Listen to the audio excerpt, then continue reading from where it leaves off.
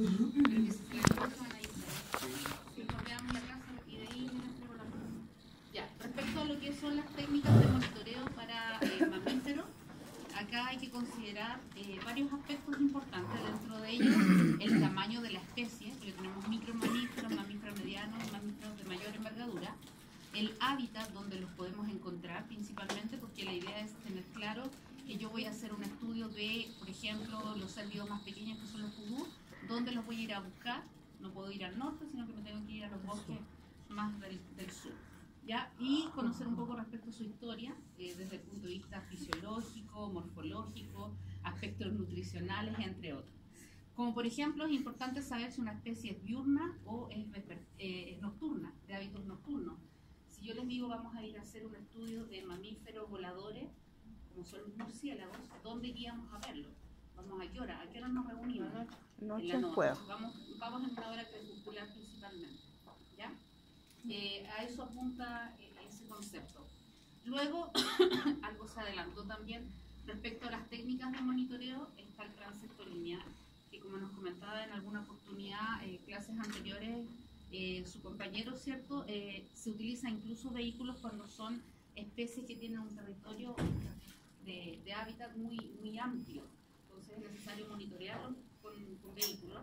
Hoy en día también se utiliza mucho la tecnología de los drones para poder visualizar y contabilizar las especies.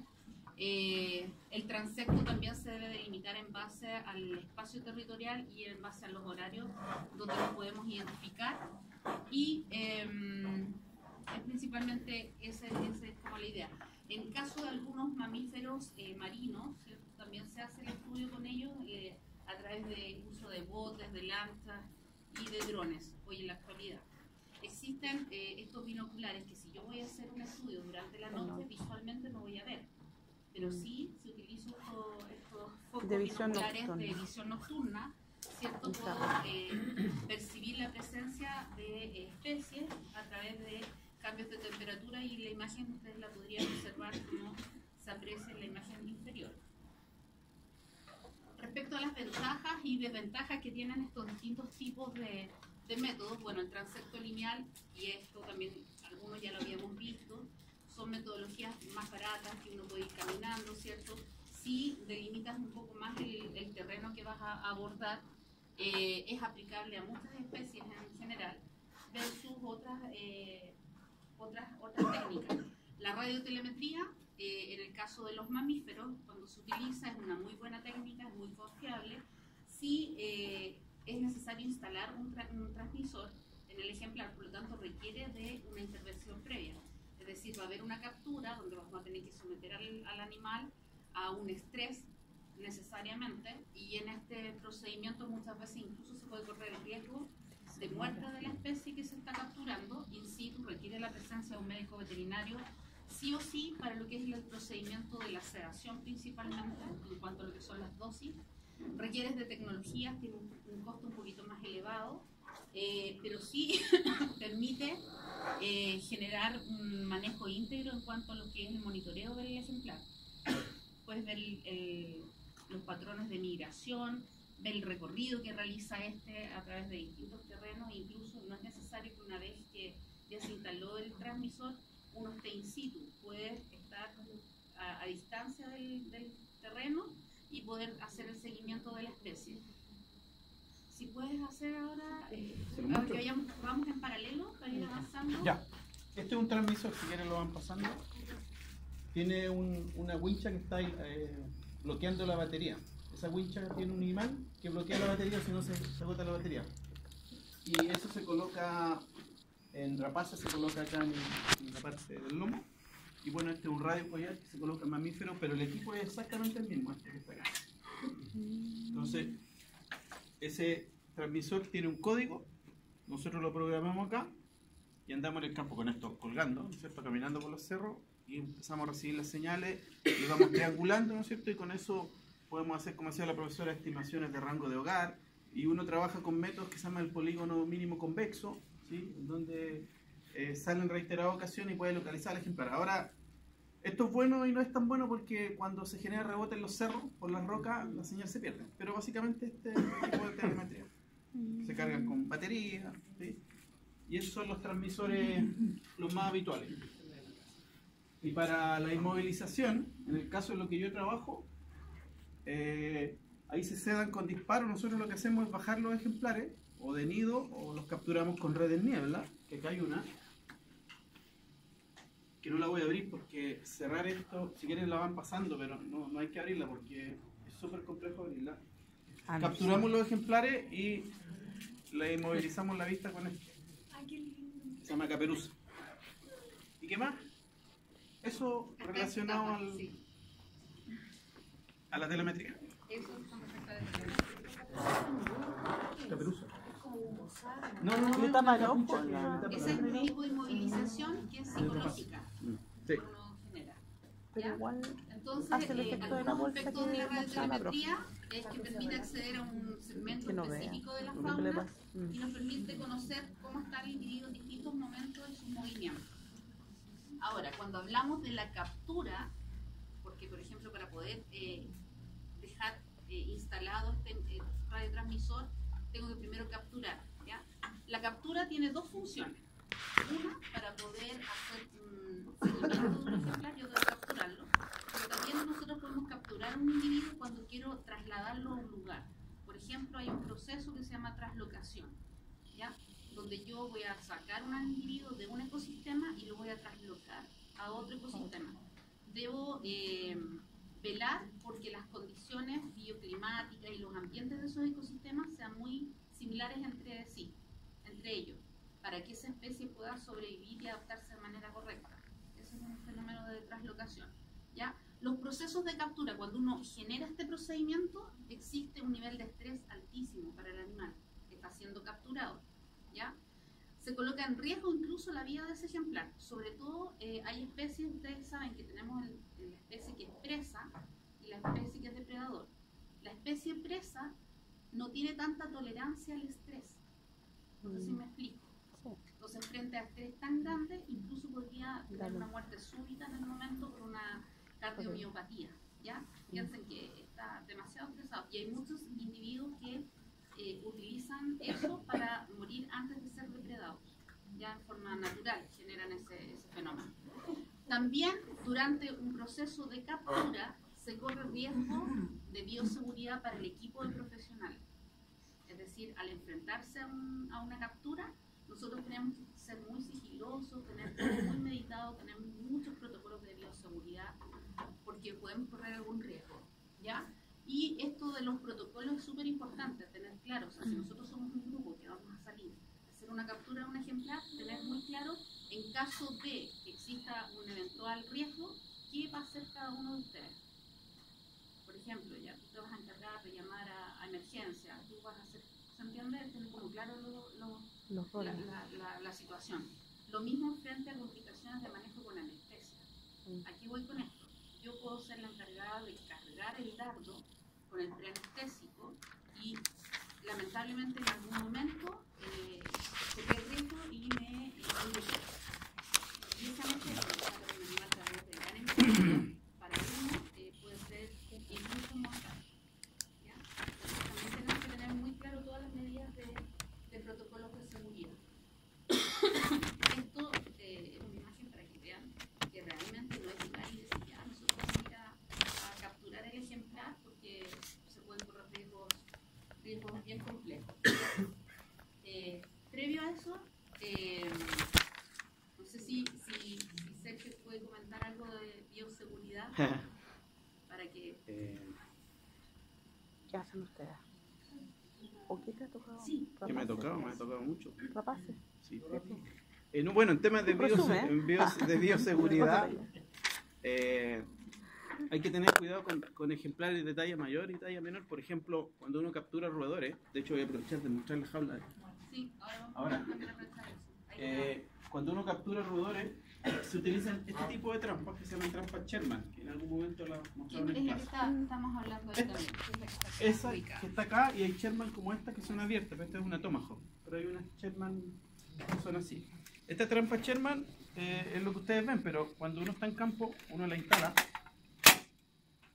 ¿Y qué es lo que hace? Uno coloca el cebo aquí lanza cebo al interior, que generalmente es Quaker con jurel y con vainilla. ¿Sí? Oh, la mezcla. Y adentro hay un piso falso. Entonces, ¿qué hace el ejemplar? Come, se ceba, entra y el piso, el falso se dispara y queda vivo acá. Son trampas de captura viva. ¿Qué ocurre?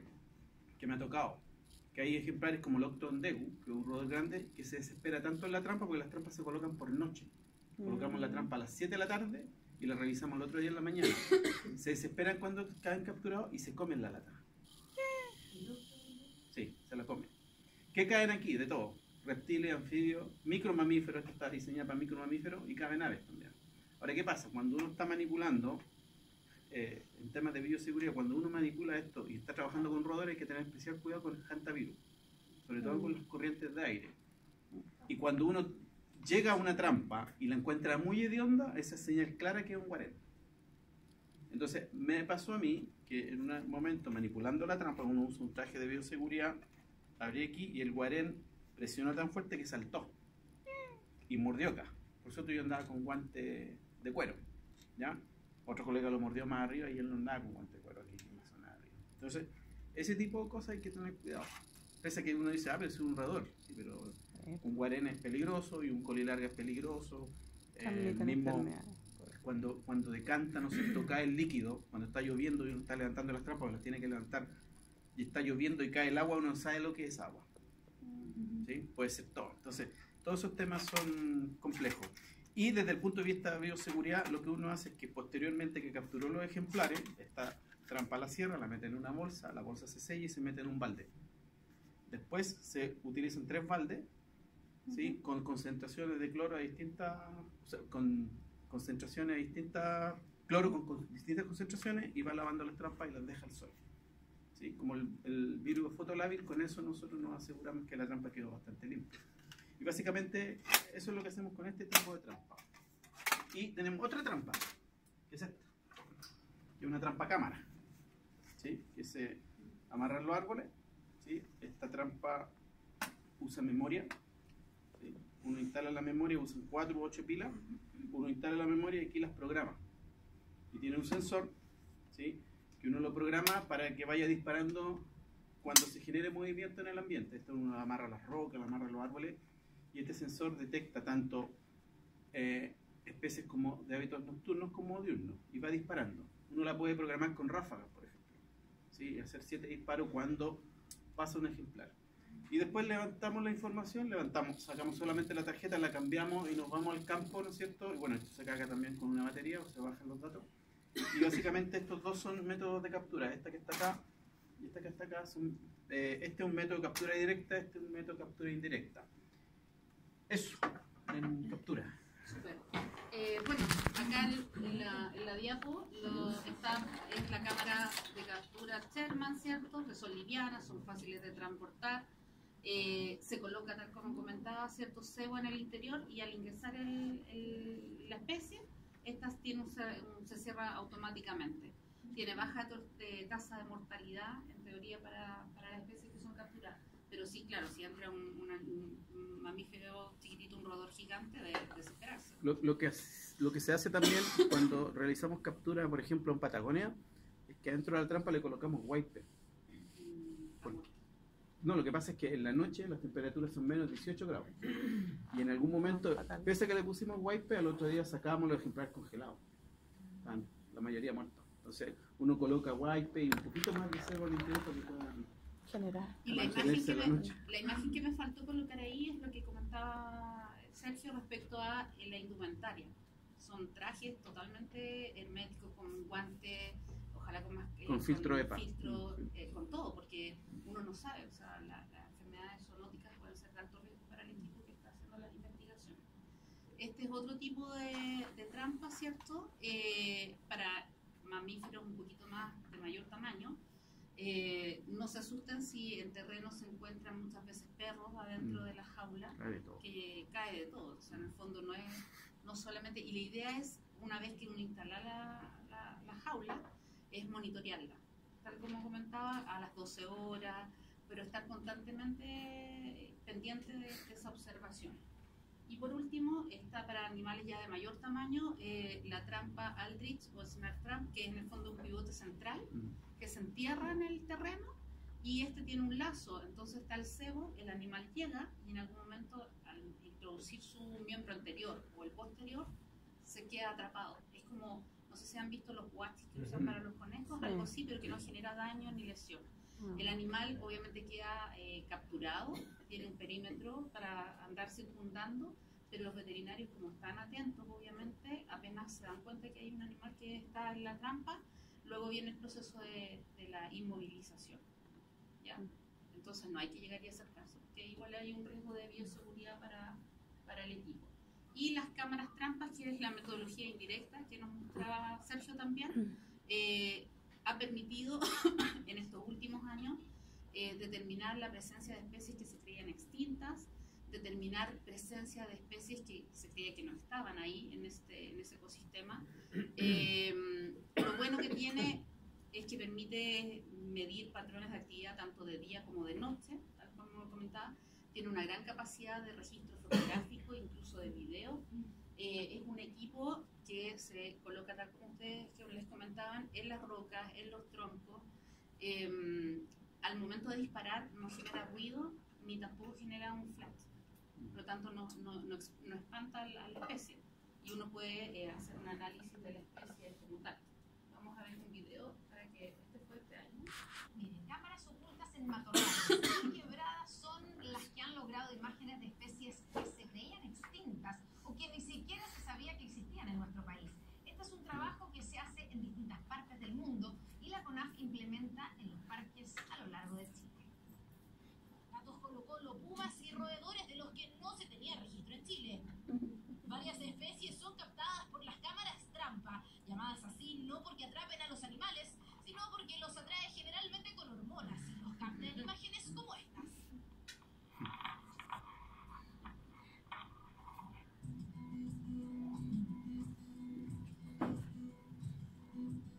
En el Parque Nacional La Campana, por ejemplo, tienen 25 de estas cámaras instaladas.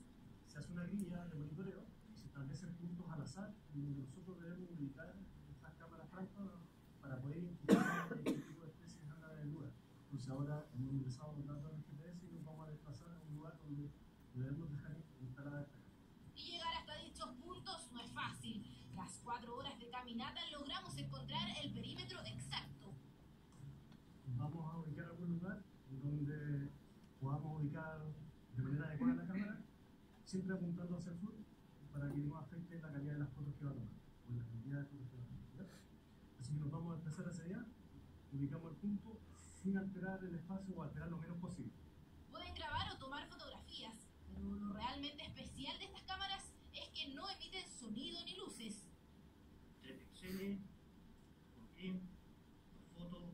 Se activan mediante una combinación de movimiento y temperatura, por eso los animales no las notan. No solamente estudiamos el comportamiento de fauna que puede ser objeto de conservación de un parque nacional, sino que también detectamos amenazas dentro del área. Por ejemplo, la presencia de perros, la presencia de ganado. Según para donde la quiero orientar, yo al moverme en ese punto la luz va a pestañear. Es como que está sacando fotos falsas. Una vez que ya la tenga lista, ya la tenga bien orientada al punto específico, ya la coloco en posición de encendido y nos da aproximadamente 10 segundos para salir del área. Y de ahí comienza a sacar la foto en forma definitiva. Estas cámaras trampa más o menos registran entre 1000 a 8000 imágenes en el periodo, ¿no es cierto?, en que se hace el registro. Material que se documenta mes a mes y afirma, por ejemplo, cosas como estas. Se sabía que en la Reserva Nacional Ñuble había huemules, pero no se tenía registro de ellos desde los años 90. Con esta grabación de las cámaras ahora se obtiene y además comprueba que están teniendo crías. Y estas imágenes de un Quetocuy en el norte significan el descubrimiento de una especie roedora que se supone solo habitaba en el altiplano de Perú y Bolivia.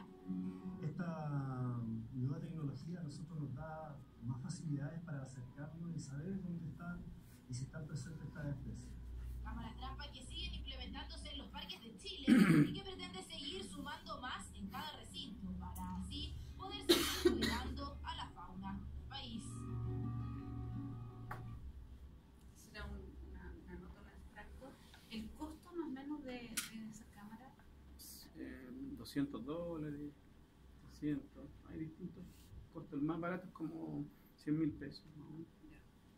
Pero igual es una inversión Es es harto. harto. Sí. Entonces, No son una, son varias. Tienen que comprar harta. Sí. y son varias que tienen que estar Sí. en el territorio para poder hacer el monitoreo y el estudio. Bueno, si se han dado cuenta, para generar captura de especies, la estrategia y las metodologías son distintas. Analizamos para aves el uso de la red niebla que está por ahí, que es esta malla, ¿cierto?, vertical al suelo, que es muy fina, que apenas se ve. En el caso de aves que están ubicadas, por ahí está nuestra profesora, sí, para que corran.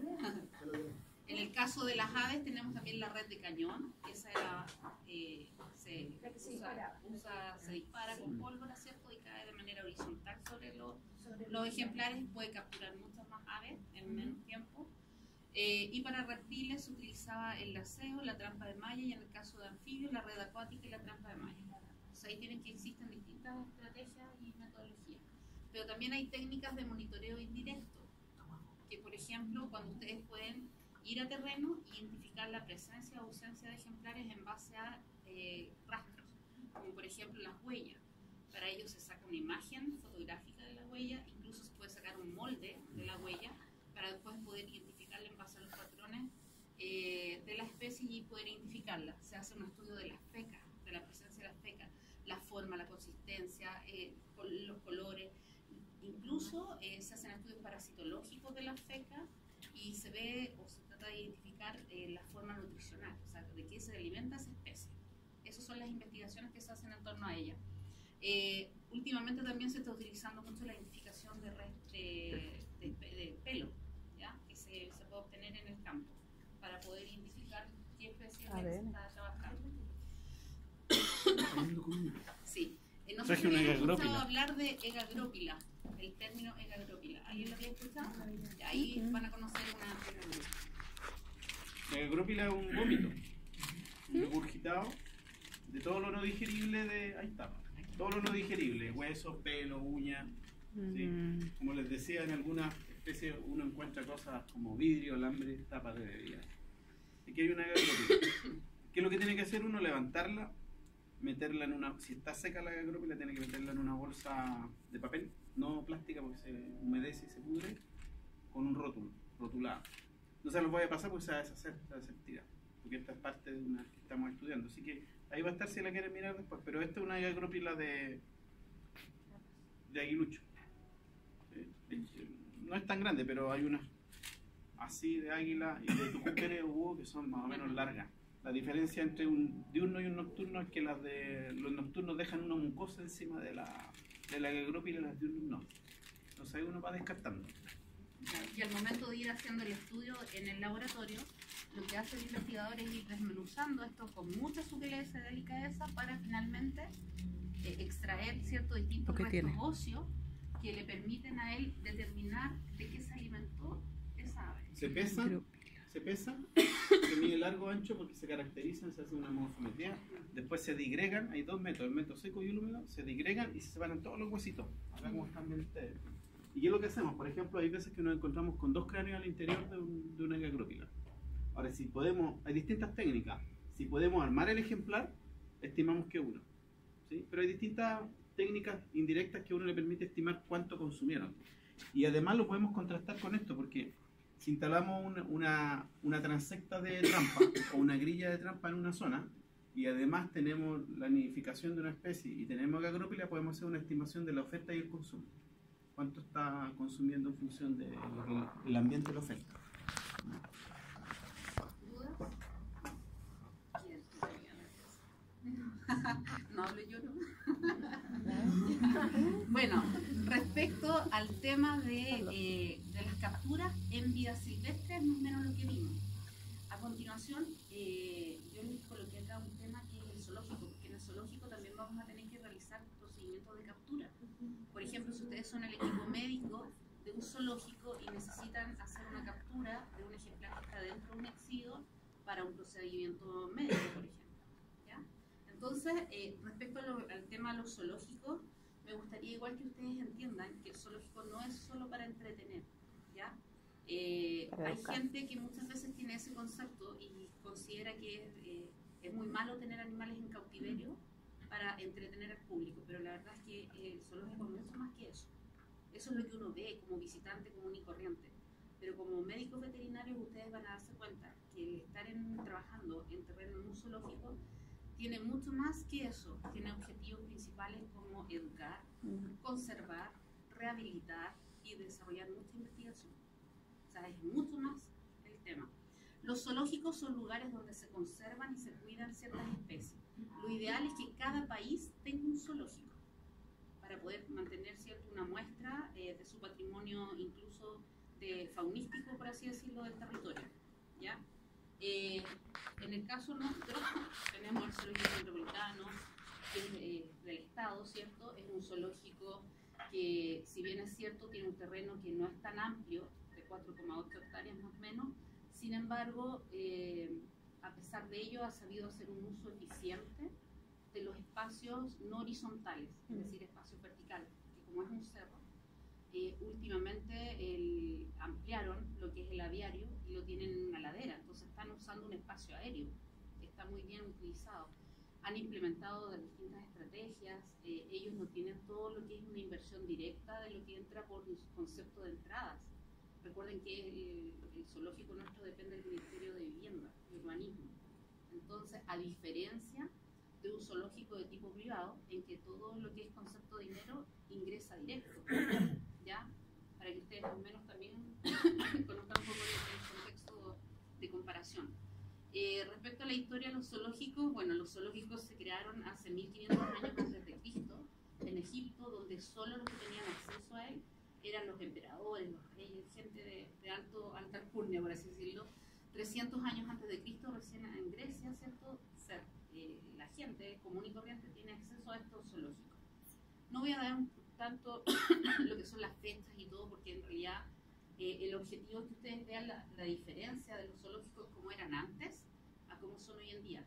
El zoológico igual ha tenido un proceso de evolución a través del tiempo, ¿ya? Ahí en las imágenes ustedes pueden apreciar tal vez los zoológicos más recién inaugurados. El animal estaba en pleno, en un exhibidor muy pequeñito, el público estaba muy cercano, no se consideraban las medidas de bioseguridad, no se había contemplado enriquecimiento ambiental, conceptos que hoy en día sí se utilizan en los zoológicos. Tal vez ustedes tienen una imagen de cuando fueron la primera vez cuando eran chicos al zoológico y veían a los primates ahí todos aburridos tras una reja. Hoy en día ese concepto está totalmente cambiado y ustedes ven a los primates en espacios de exhibidores semicautivos, con mucha distracción, mucho enriquecimiento ambiental, ya que son conceptos más modernos. En el caso del metropolitano, se crea el zoológico metropolitano por un decreto supremo del presidente Arturo Lázaro Palma en el año 1925, y ahí tienen ustedes una vista de aquella época e imágenes de la construcción del primer zoológico para nuestro país. Hoy en día el zoológico tiene mucha tecnología, está más moderno, tiene su clínica, tiene muchas instalaciones al interior. Retomando un poco los objetivos, que esta es pregunta típica de prueba, ¿cuáles son los objetivos del zoológico? Educar. Si bien es cierto, también tenemos que hacer un poco de recreación, pero lo más importante, y puse esta imagen a pesar que no va mucho con nuestras especies, pero es ícono en cuanto a lo que son procedimientos y planes de estrategia de conservación ex situ. Cuando yo hablo de ex situ, es hacer una conservación fuera del ecosistema donde vive el ejemplar. En este caso, en una dependencia como un centro de rehabilitación o un zoológico. Los zoológicos más modernos o que tienen mayor infraestructura contemplan dentro de ellos zonas de conservación y tienen muchos proyectos incorporados en conservación. En el caso del zoológico metropolitano, tiene el proyecto de conservación del cóndor, del flamenco chileno, del pingüino, y ranita de Darwin. Tiene muchos, ¿ya? De la ranita de Darwin, entre otros. Acá lo que uno busca es mantener crianza en cautiverio, o sea, lo ideal es reproducir especies que están en peligro y tenerlos ahí. Incluso piensen ustedes que cuando uno habla de conservación de una especie, lo ideal es utilizar todas estas estrategias, no tan, a ver, ¿cómo puedo explicar? Estrategias más al alcance del manejo directo con la especie. Y en última instancia, lo que tiene que buscar uno es llegar a lo que es la clonación y otros tipos de tecnología.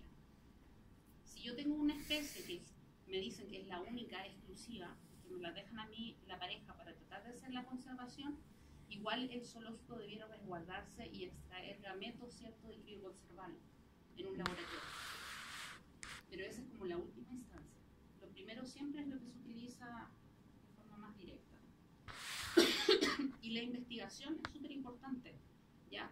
En los zoológicos se desarrolla mucha investigación, tanto desde el punto de vista clínico, patológico, de salud pública, y hoy en día se está haciendo mucho lo que es la investigación a nivel de comportamiento, ¿ya? Estudios etológicos de las especies que están en cautiverio. De hecho, yo el año pasado y este año he realizado algunas tesis en el MISO con lo que es el enriquecimiento ambiental para el oso pardo, que está ahí. Bueno, con el oso pardo ya llevamos 2 tesis, una de enriquecimiento ambiental, donde nos dimos cuenta que implementarle cosas o hacer distintas actividades con él permite cambiar su conducta, ¿ya? Antiguamente ese oso, no sé si ustedes ubican al oso pardo que está en el MISO, es único. Entonces antiguamente él era muy sedentario, hoy en día no, tiene más actividad y ese es uno de los objetivos del enriquecimiento ambiental, ¿ya? Y ahora la tesis que estamos desarrollando en este momento es de condicionamiento del mismo oso pardo. ¿Qué significa eso? Es como, entre comillas, una técnica de adiestramiento en la cual al ejemplar se le hace primero un estudio etológico de su comportamiento durante 3 semanas, 1 hora en la mañana y 1 hora en la tarde. El investigador está observando el movimiento, si se desplaza, si se acicala, qué es lo que está haciendo, y lo tiene que ir anotando todo. 1 hora en la mañana y 1 hora en la tarde. ¿Por qué en la mañana y en la tarde? Porque obviamente hay distintos tipos de comportamientos según el horario. Luego de eso se diseña un plan de condicionamiento, en el cual, por ejemplo, uno de los objetivos nuestros era cómo poder tomar una muestra de secreción nasal sin estresar al ejemplar, cómo poder hacer un limaje de las uñas sin necesidad de sedar al animal, cómo colocar una inyección intramuscular sin necesidad de hacer un procedimiento invasivo, ¿ya? Para ello se aplica un programa en el cual, por ejemplo, para poder obtener la secreción nasal se colocaba un tubo como un vaso de PVC y se le colocaba miel, ¿ya? Entonces se le acerca al ejemplar y él de a poquitito empieza a lamer la miel y empieza a introducir su fosa, y en la medida que él va haciendo eso va eliminando secreción que va quedando retenida en el vaso. Entonces es una forma de extraer posteriormente una muestra. En el caso de las inyecciones intramusculares, se acerca el animal al exhibidor, a la reja, y de a poco se le va aplicando presión en el músculo para que él se vaya como acostumbrando a que no es algo dañino. Entonces, por ejemplo, al principio utilizamos una púa de puercoespín, entonces se le empieza a hacer presión. Mientras tanto se le está dando un poco de alimento, porque todo esto siempre va bajo ese efecto, ¿ya? Y de a poco se fue incrementando el nivel de presión, de punción, y con distintos elementos que fueran cada vez un poquito más invasivos, por eso. Hasta que llega un momento en que ¡pum!, se le coloca una inyección. Y él lo siente como algo normal. Y logramos, ¿cierto?, generar esa forma. En cuanto a los cojinetes, para hacer también el despalme, limar las uñas, se empieza a presionar de a poquitito, cosa que el animal se vaya acostumbrando a ciertos fenómenos que en un principio lo podría sentir como invasivos, pero que después lo ve como rutinarios. ¿Ya? Esa es como una estrategia. Se puede hacer investigación, pueden utilizar en los zoológicos como un lugar bueno para hacer estudios de investigación de tesis. ¿Por qué? Cuando ustedes van a elegir un tema de tesis, tienen que determinar un título y ver una muestra, un número de muestras, para que su estudio sea validable. O sea, no sea un estudio que no tenga un alcance. Por ejemplo, si yo quisiera hacer un estudio de determinación de leucemia felina en los gatos de la comuna de Maipú, ese es mi título. Para que ustedes determinen el N, o sea, la muestra mínima que tienen que obtener, tienen que saber la población total de gatos que hay en la comuna de Maipú. Entonces, su número muestreal va a ser demasiado alto. lo cual implica más tiempo en su tesis y más costos, porque la determinación de la leucemia felina va a ser mediante un kit, ¿cierto?, serológico, un test de ELISA, etc. Distinto es que yo diga, voy a hacer un estudio de determinación de leucemia felina en los leones que están en el zoológico metropolitano. ¿Cuál es la población? Es acotada, una población mucho más pequeña. No sé si me logran entender. Entonces las investigaciones muchas veces, como son números más pequeños de especies, pueden ser abordables a costos no tan elevados, tan altos. Cada vez que se hace un procedimiento, se cede a un animal, hay que aprovechar esa instancia para tratar de obtener el máximo de muestras posible. Por lo tanto, siempre ustedes van a ver que se está trabajando en equipo. Ahí, bueno, hay imagen del doctor León y el doctor Fabio acá del zoológico metropolitano. Pero también es un gran desafío el diseñar un zoológico. ¿En qué aspecto? Imaginémonos que a nosotros como grupo curso, ¿cierto?, nos dice la universidad que quiere instalar un zoológico aquí en Talagante, en este terreno, para promover educación, investigación de la universidad, etc. Entonces siempre tenemos que tener muy claro nuestros 4 objetivos, que son del zoológico. Por lo cual, cada equipo va a tener un objetivo común. Por ejemplo, yo a ella le puedo decir, ya tú te vas a dedicar al objetivo de educación. Tienes que hacer una proyección de cómo vamos a educar. Entonces, ¿qué es lo que tendría que hacer ella? Tener, al menos en el zoológico, un anfiteatro, una sala multimedia, generar y desarrollar programas de educación asociados y alineados con los programas de educación de nivel básico, medio y superior del Estado, del currículum que está el Estado. Eso es más o menos su objetivo. Si vemos la parte de investigación, a lo mejor me dicen, no, necesitamos un laboratorio de punta, una clínica, tener todo, como todo in situ para no tener que extraer el animal y llevarlo a otro lugar.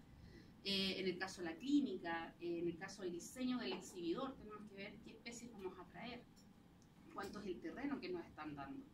Porque, por ejemplo, hay especies que en base a algunos estándares internacionales tú no puedes traer un elefante a un predio que tienes 1 hectárea de terreno y que ahí quieres hacer el zoológico, ¿ya?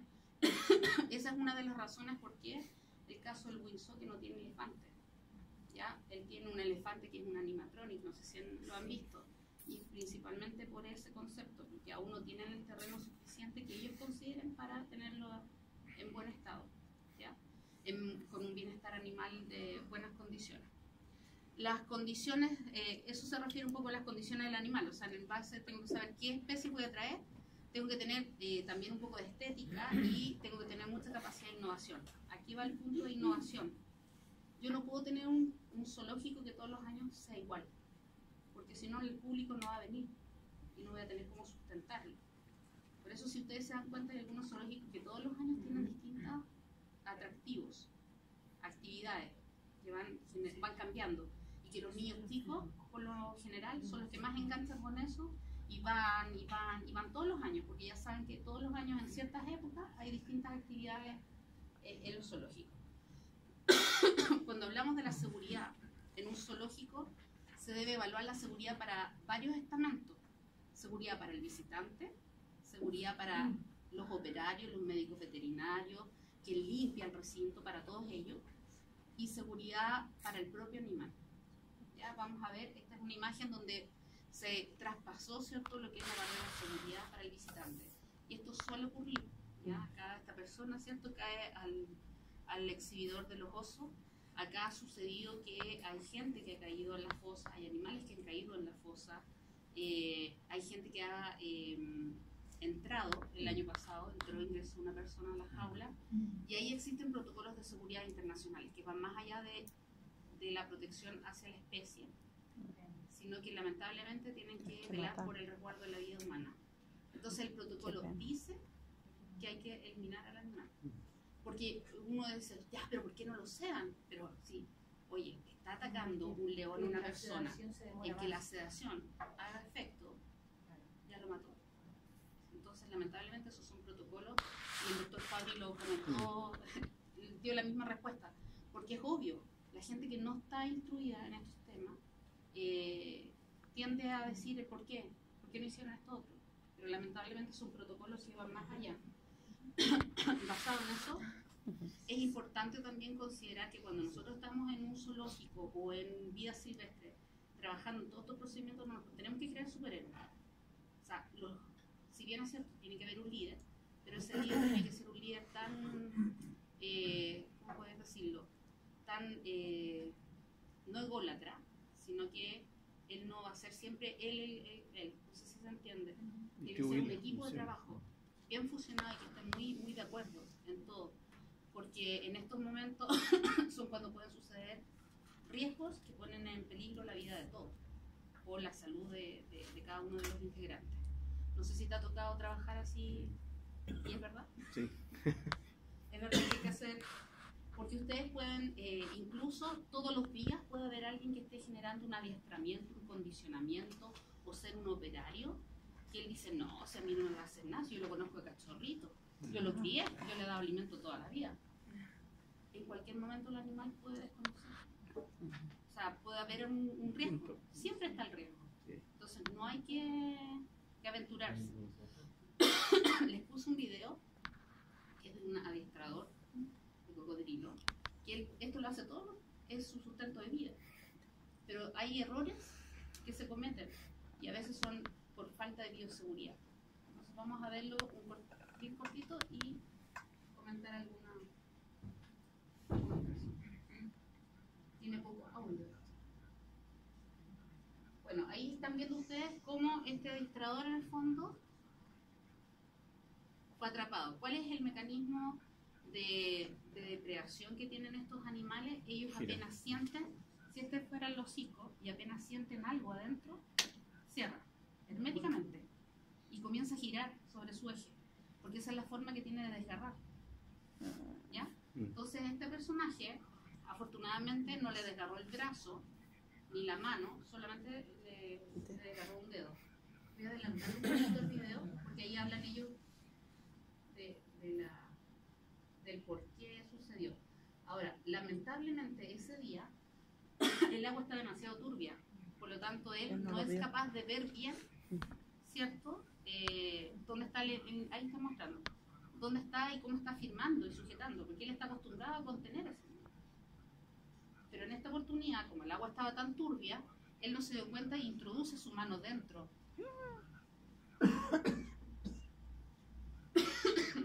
Entonces, obviamente, el animal instintivamente cierra y empieza a generar el proceso. Entonces, se dan cuenta que a pesar de que sean cosas rutinarias, siempre está el riesgo. Vamos a cortarlo porque en realidad... Entonces, hay que considerarlo. Ahora, respecto a eso, claro, uno puede decir, ya, sí, voy a tener mucho cuidado cuando me toque ir al elefante, al tigre, el lobo marino. ¿Qué puede hacer un lobo marino? Oye, a mí me da mucho, como les dijera, mucho nervio cuando veo que gente de caletas está generando turismo sustentable, llevando a las personas y de repente se acercan demasiado a las loberas. O sea, demasiado. Yo fui y viví eso porque me tocó, estaba en Punta Choros y tomé una embarcación para que me llevara a Isla Dama y todo, y los tipos no tenían nada de experiencia. O sea, ellos sentían que era más bacán para el uso del vocabulario, pero que era como muy bacán acercarse más a las loberas. Y yo veía a los pobres ahí como súper... O sea, en cualquier momento nos atacan. Entonces también un ave de pequeña envergadura, uno puede decir, no, pero que esta ave no me va a hacer nada, pues es chiquitita. Y estas aves generalmente se van a la zona de los globos oculares, a los ojos. Si yo voy a ver una avestruz y ando con aritos o con cosas brillantes, también me las van a quitar. Entonces el manejo es como, ojo, hay que tener harta seguridad. ¿Alguna cosa que tú nos puedas comentar? No, lo que pasa es que cualquier ejemplar sea exótico o fauna silvestre que esté en cautiverio, en semicautiverio, el instinto siempre va a primar por sobre todo, por muy entrenado que esté. Exacto. Siempre va a tratar de atacar. Lo más llamativo, y generalmente lo más llamativo del ser humano son los ojos. Siempre se lanzan a los ojos. Se van a los ojos. Siempre. Ya que tomaste el tema de animales exóticos, a mí me gusta de repente mezclarlos, son especies. Porque a mí, yo trabajé con exóticos, entonces ubicar los erizos de tierra. Sí, los erizos tienen un mecanismo de defensa que cuando ellos se sienten así, muy atacados o en estrés, se enrollan, porque tienen un músculo ciliar muy potente que les permite eso. y erizan sus púas. No es que el erizo te vaya a tirar las púas y te va a atacar. Entonces, ¿qué pasa? Muchas veces uno en la clínica, al momento de estarlo manipulando, generan esto y te puede quedar un dedo atrapado. Entonces son medidas de riesgo. Si yo no estoy usando guantes de cuero, me puede morder o yo puedo generar alguna lesión. Entonces también hay que considerar eso en todas las especies. Cuando ustedes tienen un zoológico, como les había comentado, dentro del diseño tenemos que contemplar una buena clínica, ¿cierto? Con todo lo que es la distribución que conlleva esto, una sala de estar, un pabellón con distintas dimensiones, ¿cierto? Y si yo voy a tener conservación en el zoológico, también tengo que tener una sala de crioconservación, en caso que tenga recursos guardados y conservados ahí. Los zoológicos a nivel mundial se van categorizando y existe un ranking de los zoológicos en base a distintos puntajes, como por ejemplo el coeficiente o la cantidad de individuos de especies que tienen, muestra tanto endémica, autóctona, como especies que estén en peligro, si tienen programas de conservación, si tienen o no tienen programas de educación. Distintos factores van considerándose, si tienen centros de rehabilitación, va dando un ranking. Y eso es un ranking a nivel global, pero también hay una agrupación que es a nivel de Latinoamérica, donde los agrupa y va dando distintos estándares. Y entre ellos, obviamente, también van orientando cuáles son los objetivos o estudios de investigación. En cuanto a los exhibidores, yo no quiero que ustedes mencionen jaula, es un exhibidor, ¿ya? En cuanto a los diseños, las primeras imágenes muestran un exhibidor que está ya obsoleto, que eran los exhibidores de los zoológicos antiguos, por así decirlo. Lamentablemente hoy en día deben de quedar algunos, ¿ya? Pero no es lo ideal, que es el exhibidor de tipo cautivo, donde el animal está totalmente encerrado, enrejado, ¿ya? Luego viene el semicautivo, que es aquel en que ustedes ven un animal que está en un espacio, pero él está como semi-libre, por así decirlo. Sin embargo, hay un contorno que es una barrera, ya sea una barrera tipo fosa, un lago artificial o algo. Y por último está el exhibidor en libertad, que es el que ustedes van y ven en los safaris. Hace pocos días hubo una noticia de una familia que estaba haciendo un safari, iban en el auto, no sé si vieron esa noticia, que había una familia de guepardos, entonces ellos no hallaron nada mejor que bajarse del auto y salir a sacarse fotos. Y muestran cómo los animales salen detrás de ellos y los van a atacar. Entonces, en ese caso, ¿cuál sería la barrera de defensa que esa familia tenía? El auto. Y si se bajan, se pierde la barrera y la seguridad. ¿Ya? Respecto al... ¿Cómo? Estaba el cautivo, el semicautivo y el abierto. Y el que es de el natural. Libertad. Está el animal en libertad. Después tenemos hacer el análisis del hábitat. Es decir, aquí, por ejemplo, yo tengo un exhibidor que es de un oso polar, ¿cierto? Donde el hábitat está conformado por unas rocas, hay un agua, pero todo es artificial. Esas no son rocas verdaderas, son rocas simuladas con papel maché. Entonces, ese hábitat se le da un apellido, que es un hábitat natural, pero es realístico, porque existe una intervención del ser humano a través de él. Se crea un hábitat artificial, por así decirlo. Después tenemos un hábitat que es natural, pero que está siendo modificado. Cuando ustedes ingresan a un aviario, todo lo que ustedes ven en su entorno es natural. La vertiente, los árboles, pero si empiezan a ver un poquito más allá, se van a dar cuenta que hay una reja, una malla que lo cubre. Por lo tanto, ese hábitat es natural, pero está siendo modificado por algo. ¿Se entiende el concepto? Y el otro es el hábitat naturalístico, que es cuando ustedes están en un zoológico con libertad exclusiva de los ejemplares. Los sistemas de barreras son estos, los que yo les comentaba, el sistema de fosa, ¿ya? Ojo que estas barreras de defensa tienen como doble riesgo. Una, que un visitante muy curioso pueda tomar en brazos a su hijo y para que vea al animal y el niño caer, lo cual ha sucedido. U otra, que el animal cae en la fosa. Entonces están esos dos riesgos. ¿Que han sucedido hechos? Sí. Ahí tenemos otra barrera natural que es el agua en el fondo, donde al ejemplar ustedes lo tienen como en esta semi-isla, por así decirlo, y el visitante está viendo desde el exterior. Hay otros tipos de barreras naturales donde ustedes tienen la reja del exhibidor y viene como un arbusto que me impide a mí y me distancia, porque cuando no estaba ese arbusto, ¿qué es lo que hacía la gente? metía el dedito por entre medio de las rejas.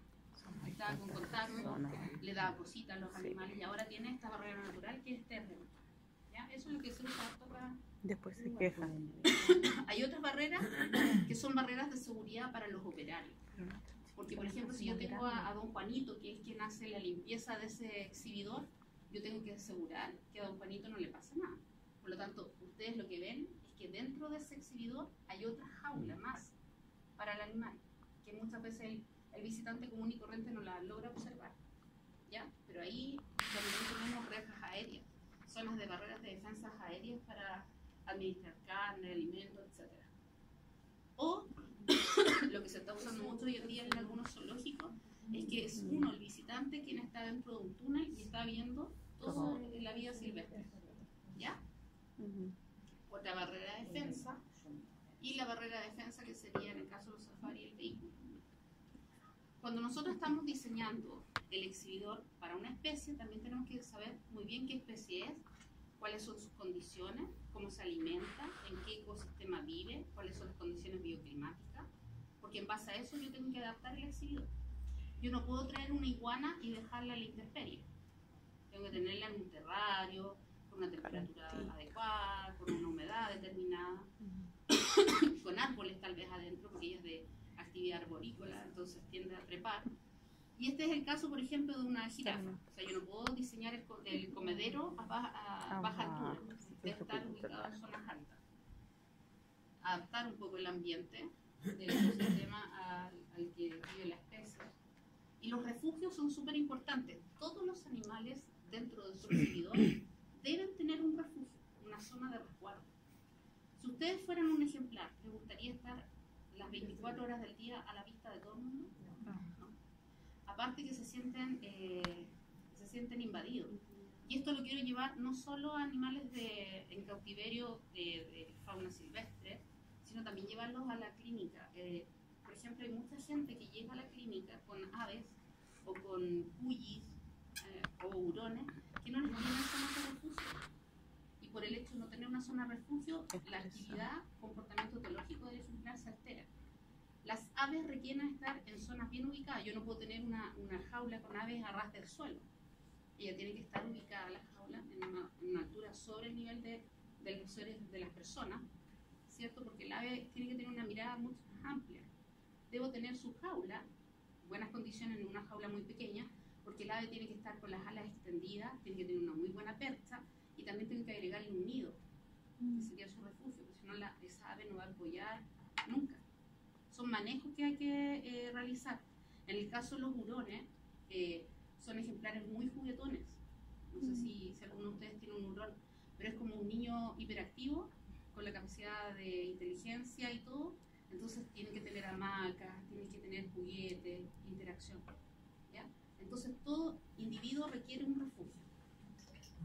Y en el caso de los refugios, tienen que estar, ojalá, mimetizados al máximo dentro del exhibidor. O sea, muchas veces el visitante no se da cuenta.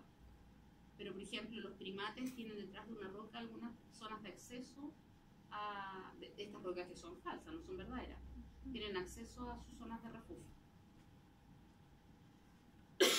La seguridad para el animal es importante, porque nosotros en nuestro país no tenemos la cultura todavía, y hay niños, chicos, que no saben que no hay que tirarle plásticos, tapitas de botella plástica al animal, o darles comida que no corresponde. Hoy en día sí los zoológicos han puesto carteles, ¿cierto? Y venden incluso alimentos para